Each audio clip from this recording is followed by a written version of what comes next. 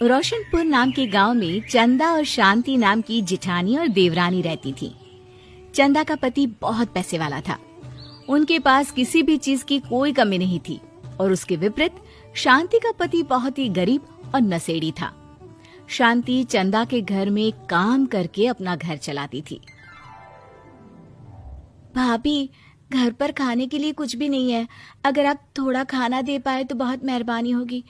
मुझे जो भी पैसे मिलते हैं वो तो आपके देवर नशे में उड़ा देते हैं।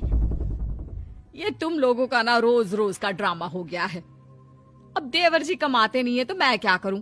तुम्हारा पति तो तुम्हारी सारी कमाई दारू में उड़ा देता है। रहने दो भूखा उसे। अरे ऐसे मत बोलिए भाभी, आप तो जानती ही हैं कि वो मन के कितने साफ हैं, पर इस बेरोजगारी के कारण उन्हें दारू पीने की लत लग गई है।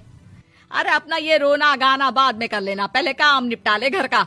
मेरा और टाइम खराब ना कर। जा गेहूं पीस ले, फिर तुझे कपड़े भी धोने हैं। शांति रसोई घर में जाकर गेहूं पीसने लगती है। पीसते पीसते कुछ गेहूं वहां कपड़ों में गिर जाते हैं, जिसे देखकर उसके दिमाग में एक आइडिया आता है। क्यों ना ऐसे ही थोड़े गेहूं मैं अपने पल्लू में बांधकर घर ले जाऊं, फिर एक बर्तन में जमा कर लूंगी और उसे पीसकर रोटी बना लूंगी। कुछ दिन तो ऐसे ही चलता रहा, मगर फिर एक दिन चंदा ने शांति को ऐसा करते हुए देख लिया। अरे पहले तो मुझे लगा तुम लोग बस गरीब हो, पर तुम लोग तो चोर भी हो। चोरनी कहीं की। मुझे तो लगता था तू गेहूं पिसती है, पर तू तो अपने पल्लू में गेहूं छुपा कर ले जाती है। निकल मेरे घर से। मुझे माफ कर दो भाभी, हमारे पास खाने के लिए एक दाना तक नहीं था, इसलिए मुझे ये सब करना पड़ा। अरे तुम लोग मेरे रिश्तेदार हो, इसीलिए दया कर तुझे मैंने अपने घर पे काम पर रख लिया, पर तू और तेरा पति हमारे खानदान का नाम मिट्टी में मिलाने पर उतारू हो चुके हैं। आपको मुझे जितनी गालियां देनी है दीजिए, मारना है तो मार भी लीजिए भाभी, पर मुझे काम से मत निकालिए। परिवार की बात है, वरना कोई और ऐसा काम करता ना तो धक्के मार कर कब से घर का बाहर निकाल दिया होता। रोते रोते शांति अपने घर चली जाती है, जहाँ उसका नशेड़ी पति कहता है, अरे कहाँ रह गई थी कामचोर? इतनी देर क्यों कर दी? आज पैसे लाई कि आज भी खाली हाथ वापस आ गई है? अपने हाथ दिखा। जरूर पैसे छुपा लिए ताकि मैं दारू ना पी पाऊं। नहीं जी, मैं आपसे क्यों छुपाऊंगी, और अभी आप दारू पीने की बात कर रहे हैं, उसी कारण तो आज हम लोगों की ये हालत हो गई है। किसी काम की नहीं है तू, बिना मार खाए समझेगी नहीं। रख, अभी तेरे होश ठिकाने लगाता हूँ। रामलाल शांति को बहुत मारता है।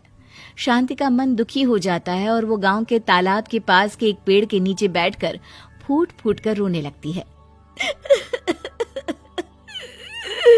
मैंने कभी किसी का बुरा नहीं किया, फिर भी भगवान मेरे साथ ऐसा क्यों कर रहा है?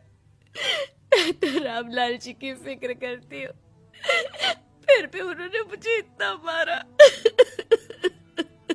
तभी उसे एक आवाज सुनाई देती है, रोने की कोई जरूरत नहीं है बेटी, चिंता क्यों करती हो?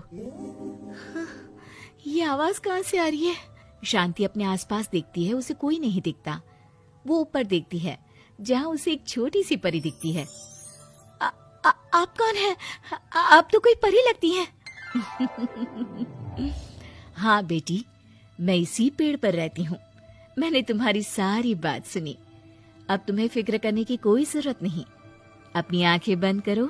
शांति आंखें बंद करती है और जादुई परी अपनी छड़ी घुमाती है।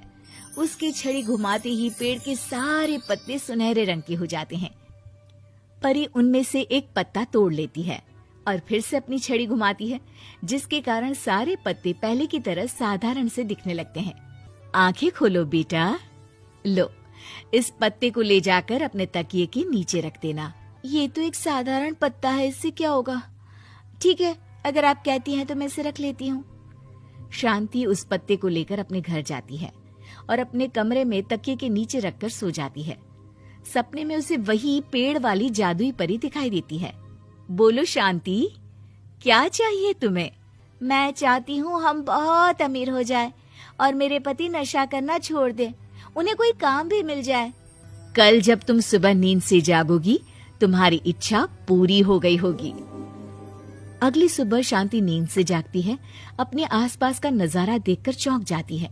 उसके बिस्तर पर चारों तरफ सोने चांदी रखे हुए थे। हे भगवान, कहीं मैं सपना तो नहीं देख रही? इतना सारा सोना, वो भी मुझ गरीब के पास। रामलाल जी को बताती हूँ, वो बहुत खुश होंगे। शांति जैसे ही कमरे के बाहर जाती है, वो देखती है कि रामलाल सूट बूट पहने काम के लिए बाहर जा रहा होता है। मुझे शहर में एक नौकरी मिल गई है शांति, मुझे आने में देर हो जाएगी, घर का ध्यान रखना। और इस तरह शांति बहुत अच्छा जीवन बिताने लगती है। उसके पास अब किसी भी चीज की कमी नहीं रह जाती।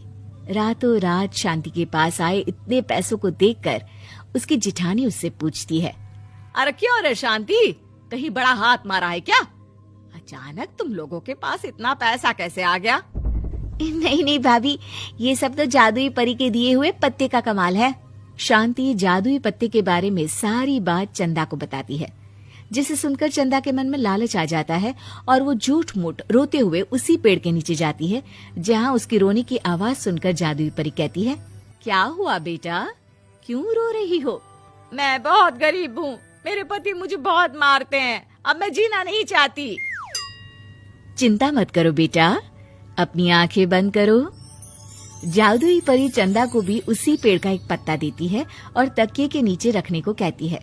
चंदा उस पत्ते को लाकर अपने तकिए के नीचे रख लेती है और अगली सुबह जब उठती है तो उसके कमरे में चारों तरफ सांप बिच्छू रहते हैं। अरे बचाओ बचाओ, कोई मुझे बचाओ, ये कैसा पत्ता है जिसे लाने के बाद उस गरीब शांति के पास तो इतना सारा सोना आ गया, और मेरे चारों तरफ ये सांप बिच्छू, अरे कोई बचाओ। चंदा अपनी जान बचाती हुई शांति के पास जाती है। चलिए भाभी, मुझे लगता है आपके घर में सांप बिच्छू को बस जादुई परी ही हटा सकती है। दोनों मिलकर जादुई परी के पास जाते हैं। ये सब तुम्हारे बुरे इरादों का नतीजा है चंदा। तुम झूठ मूठ बस पैसे के लालच के कारण यहाँ आकर रो रही थी, इसीलिए तुम्हें जादुई पत्ते ने उसकी सजा दी। अरे मुझे माफ कर दीजिए जादुई परी, मेरे मन में लालच आ गया था। अरे शांति, तुम भी मुझे माफ कर दो, मैंने तुम्हारे साथ बहुत गलत किया है, फिर भी तुम मेरी मदद के लिए आई।